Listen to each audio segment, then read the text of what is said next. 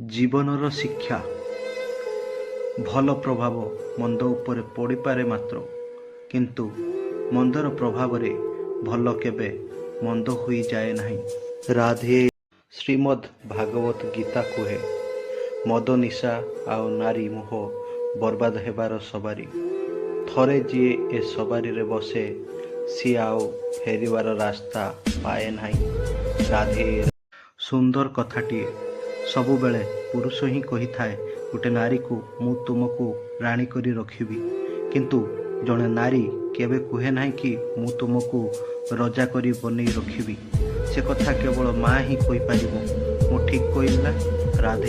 ମଣିଷର ତୁମେ ଯେତେ ବଡ଼ ଉପକାର କର ନା କାହିଁକି, ପରବର୍ତ୍ତୀ ସମୟରେ ତୁମର ସାମାନ୍ୟ ଭୁଲ ହେଲେ ସେ ସେଇ ଉପକାର କଥା ଭୁଲିଯାଏ। ତୁମେ କରିଥିବା ଉପକାର ତାର କେବେ ମନେ ପଡ଼େ ନାହିଁ। ରାଧେ ରାଧେ। ନିରାଟ ସତ୍ୟ।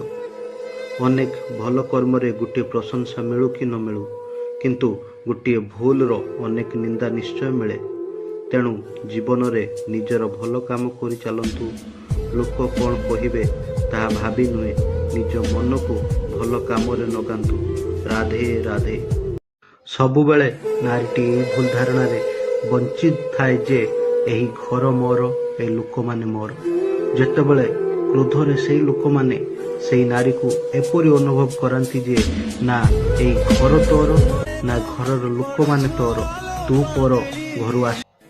ଯେତେବେଳେ ସମ୍ପର୍କରେ ସ୍ୱାର୍ଥ ସରିଯାଏ, ସେତେବେଳେ ସମ୍ପର୍କ ଭାଙ୍ଗିବା ପାଇଁ ଗୋଟେ ନୂଆ ବାହାନା ସୃଷ୍ଟି ହୋଇଯାଏ, ଯାହାର ନାମ ହେଉଛି ପରିସ୍ଥିତି। ସୁନ୍ଦର କଥାଟିଏ।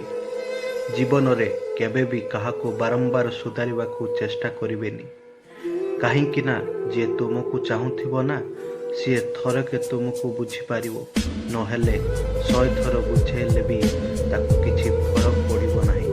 ପ୍ରକୃତରେ ଏହି କଥା ସତ୍ୟ ଯେ ଶରୀର ଯନ୍ତ୍ରଣା ଏବଂ ହୃଦୟ ଯନ୍ତ୍ରଣା ମଧ୍ୟରେ କେବଳ ଏତିକି ପାର୍ଥକ୍ୟ ଅଛି, ଔଷଧ ଦ୍ୱାରା ଶରୀର ଯନ୍ତ୍ରଣା ଦୂର ହୋଇଯାଏ, କିନ୍ତୁ ହୃଦୟ ଯନ୍ତ୍ରଣା ବ୍ୟକ୍ତିକୁ ନଷ୍ଟଭ୍ରଷ୍ଟ କରିଦିଏ। କାହାକୁ କରିବି ନିଜର ଏଠି, କାହାକୁ କରିବି ପର, ସଭିଏଁ ପିନ୍ଧନ୍ତି ଭଦ୍ର ମୁଖା ଏଠି, ଅନ୍ତରରେ ଲୁଚେଇ ଚୋର। ଉପରେ କୁହନ୍ତି କେତେ ମିଠା କଥା, ପଛରେ କାଟନ୍ତି ଚେର। ମୋ ଭାବନା, ଯିଏ ସାଥିରେ ରହି ଛଳ କପଟ କରେ, ତାଠାରୁ ବଡ଼ ଶତ୍ରୁ ଆଉ କେହି ନାହିଁ। ଆଉ ଯିଏ ଆମ ଭୁଲକୁ ଭୁଲ କରିଛୁ ବୋଲି ଆମ ମୁହଁରେ କୁହେ, ତାଠାରୁ ବଡ଼ ମିତ୍ର ଏ ଦୁନିଆରେ କେହି ନାହିଁ।